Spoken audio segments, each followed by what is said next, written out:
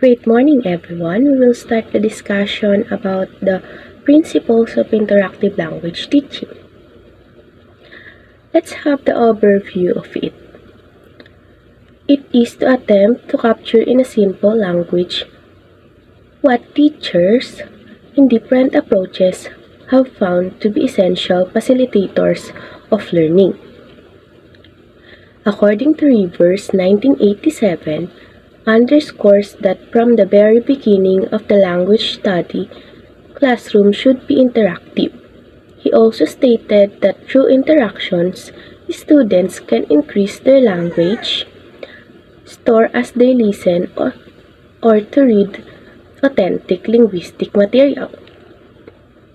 In interaction, students can use all possess of the language, all they have to learn, or casually absorbed in real-life exchanges. So in here, it is focuses on the teachers that needs the stimulation of a new thinking and a new technique to keep a fresh and lively approach to their teaching, but without losing their grip on enduring truths, learning, and teaching that have proved to be basic to effective language experiences. Teachers also empower to develop and strengthen their own ways of proceeding relationship to the needs and individual strengths of their students in particular contexts.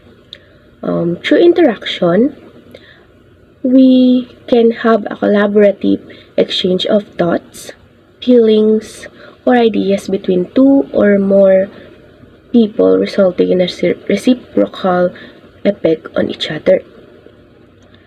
We send messages to receive them.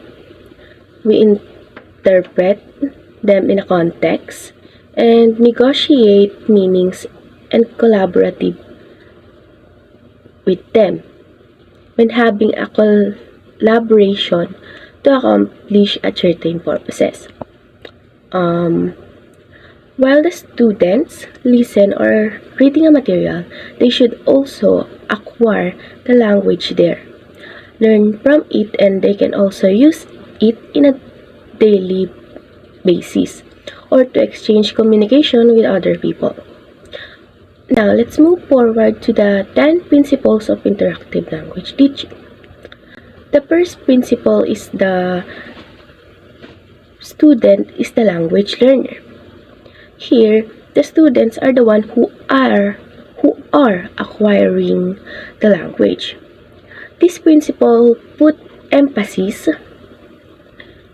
on the student learning. The goal of this first principle is from the students to develop a source of a mental presentation, make the learner confident with language, whether in speech or writing. We have to focus in their interest. Teachers teaches the language to the student or in what they are lack of, and this provides as a barrier to a successful learning to a student.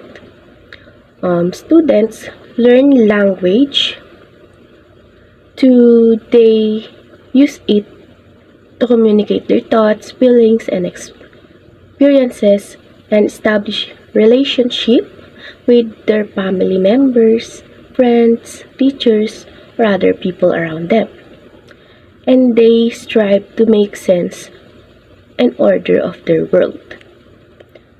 Now, let's move forward to the principle 2. The principle 2 is the language learning and teaching are shaped by students' need and objectives in a particular situation, particular circumstances. In here, students' language development is integral to their success in every area in school. Language enables students to play an active role in various communities of learners within and beyond the communities of learners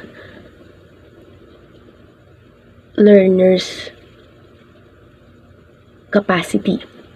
As students speak and write and represent, they also listen to, read, and view the ideas and experiences from others and learn from it. The teachers are finding it out. The teachers are looking for a child's weakness by observing it and trying to overcome it.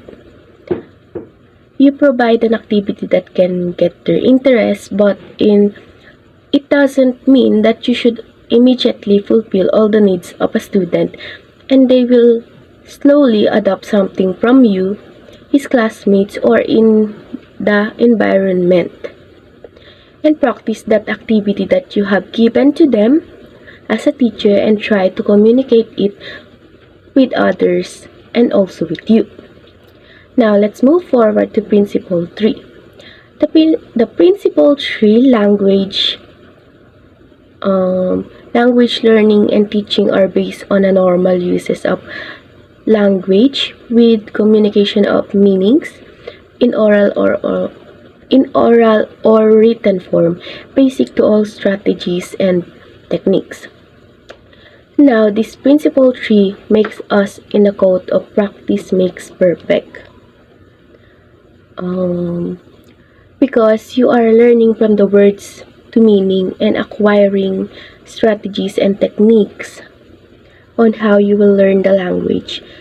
Interaction between the learner and the teacher is given much importance. Teachers and students use spoken or written language to communicate with each other, to present tasks, engage in learning processes, present academic content, assess learning of a student, and display knowledge and skill, and build classroom life. In addition, much of what students learn is language. They learn to read and write, and they learn the discourse of academic disciplines, and both of students and teachers, written or oral language are important to understand. The first three principles of interactive language teaching.